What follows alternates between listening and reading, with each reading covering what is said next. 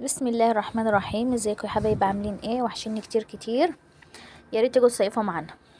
نبدا يلا الفيديو بتاعنا. بسم الله الرحمن الرحيم. اللهم صل وسلم وبارك عليك يا رسول الله. النهارده دي الجوله التانية لينا على التوالي في نفس اليوم بالليل. قلنا بقى نروح فين؟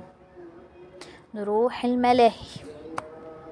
اتمشينا الاول في السوق شويه كده واتفرجنا على الحاجه اللي في السوق دي. ما شاء الله اسعار تحفه تحفه يعني. ما كناش مصدقين الصراحة. احنا طول عمرنا عندنا اعتقاد ان السوق بتاع الجمصة او كذا او كذا بتاع المصيف بيبقى اسعاره غالية عن العادي. فالصراحة صدمنا من الاسعار وكانت حاجات جميلة الصراحة. دخلنا بقى دي ملاهي برضو قابلتنا في طريقنا كده اول يوم. العيال بقى اتبسطت وركبناهم المراجيح والعربيات وعربيات الكهرباء.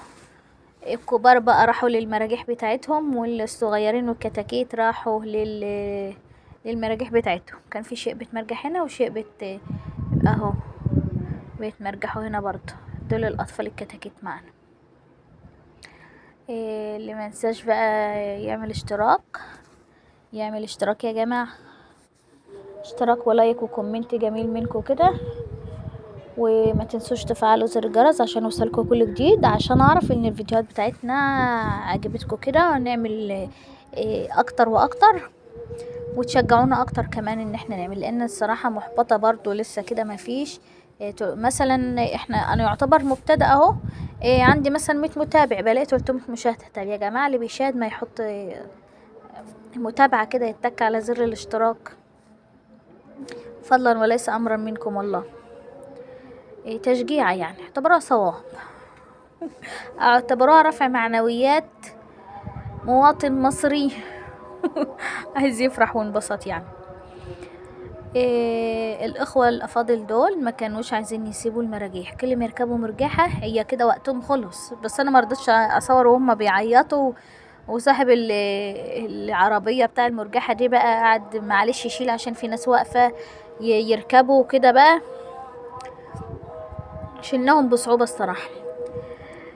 دي بقى رحنا اللي هي الملاهي تاني اهو. كملنا ملاهي اللي هي على البحر على الكورنيش.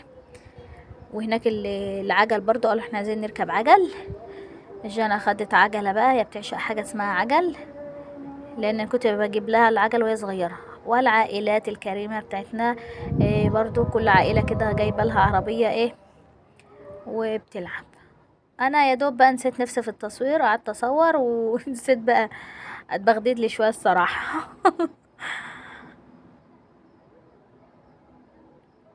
عمرو بقى كان مسلم نفسه لكل عربية يدوقها شوية، بدي دوق بدي دوق. والبنات برضو كانت بتبدل مع بعض كده وعاملين سباق، وبيشوفوا بقى بيتحدوا بعض يعني مع العجلة كده. بس كان يوم تحفة ما شاء الله، ربنا يديمه علينا يا رب. كان جميل اليوم بصراحة. الانبساط حلو برضو يا ولاد، بس قليل قوي.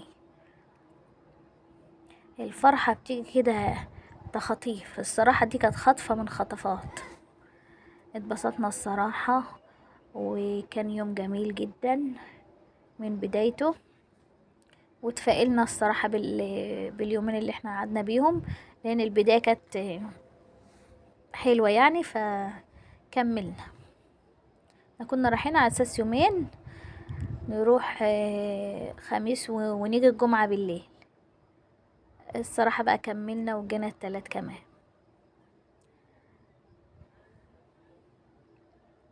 لايك بقى وكومنت كده ومتابعة للقناة واشتراك وتفعيل زر الجرس. مش هقول تاني.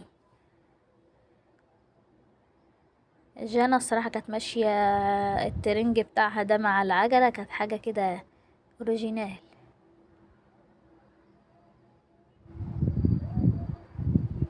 هناك الجو تنسي نفسك، ما تعرفيش انت الساعة كام، تقولي ده انت بين المغرب والعشاء. احنا كنا مروحين الساعة 2، وكنا كمان قلنا احنا لسه جايين يا جماعة ومش قادرين نواصل، عايزين نروح نرتاح شوية، لان كنا واخدين اليوم من الساعة 4 الصبح. كانوا بيصحوا فينا كمان من 3:30 على ما نلبس ونفوق، وعدد على ما يشطف ويلبس ونفطر ونوصل للبحر. ما شاء الله ربنا يبارك. كان العدد كبير برضو كده واللمة كانت حلوة اصلا. اللمة حلوة ونعمة من نعم الله علينا. بيتغير مود اي حاجة، ويختلف اما بتكوني لوحدك في مناسبة، ملهاش طعم زي ما تكون برضو عدد.